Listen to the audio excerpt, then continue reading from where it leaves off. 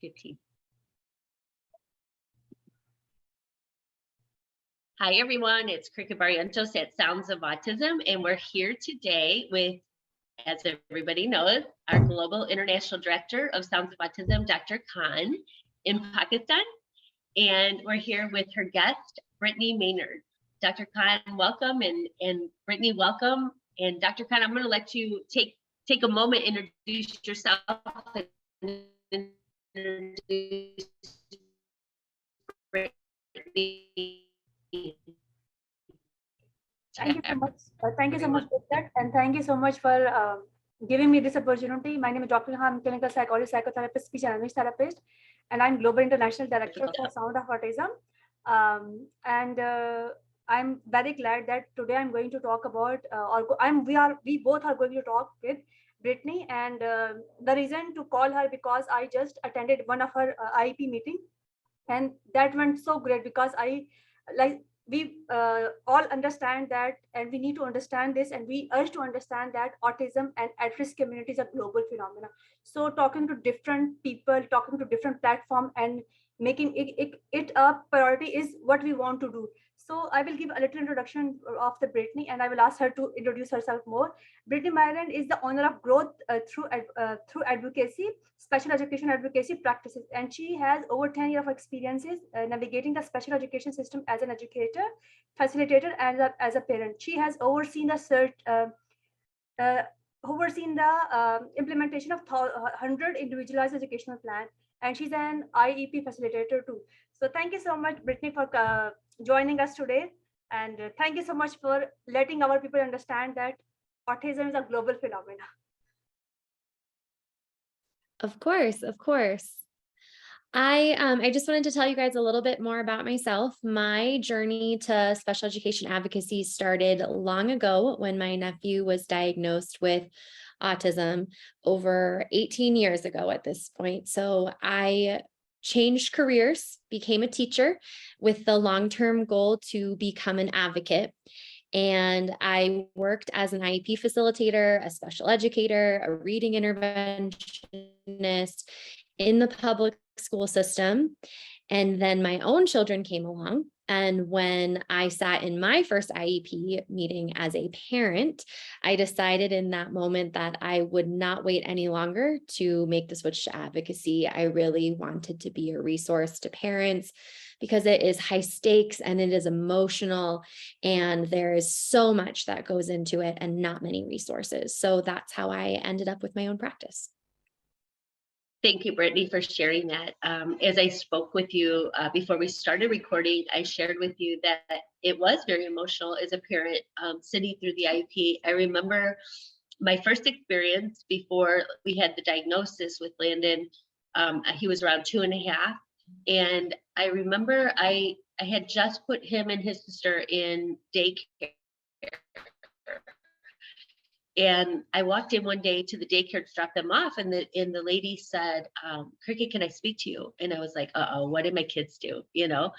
And she sat down and she goes, I don't want to share this with you, but I think it's very important that I do. So I'm going to go ahead and tell you. And I'm thinking, my kids are sick or something happened to them. And she goes, I think your child might have a learning disability and maybe an eating disorder because he keeps spitting his food out when he's eating because he puts too much in his mouth. And I go, oh my gosh. And I go, thank God. And she goes, thank God. And I was like, thank God. I thought I was just a bad mom and I didn't know how to raise boys because I grew up with all girls. I'm like, I didn't know. Like, I wasn't upset at all. It was so relieving to have somebody tell me that something wasn't right or the development. And how would you know that as a parent if you're home with your kids? Who do you have that to compare it to? And they always say, oh, boys are delayed. So I'm like, wow, they're really delayed. I have no idea. Right. No, it's true. And I think we lean to educators as the experts, but it can be really daunting to confront a parent because you don't know the reaction that you will be met with. But in my experience, most of the time, it's what you're saying is, I thought it was just me, or I didn't know, or I thought I was being over anxious, or most of the time it's, thank you. What do I do now?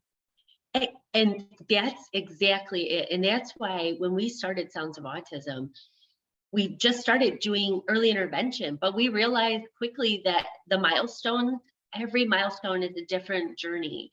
And as we were doing this, we were like, okay, what you go through as an IEP evaluation at preschool and getting into the early intervention programs, when you get to the regular schools, elementary schools, that's a whole different ballgame, because now you have like curriculum you have to, they have to pass, or they have to get through testing. You have to go through all the testing stuff with the IEPs like that, because there's state tests, there's government tests that have to be accomplished by these kids.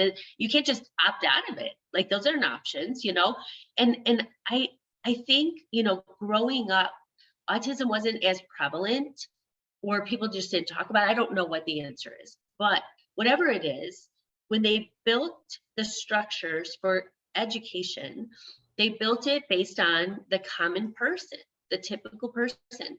So ever today, you go, wow, for the evolution of education that we've done with technology, blows my mind.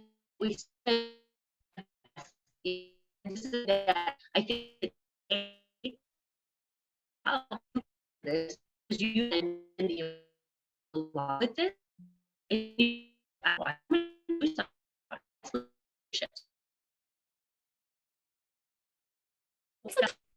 Because the research in education tells us that you have to differentiate.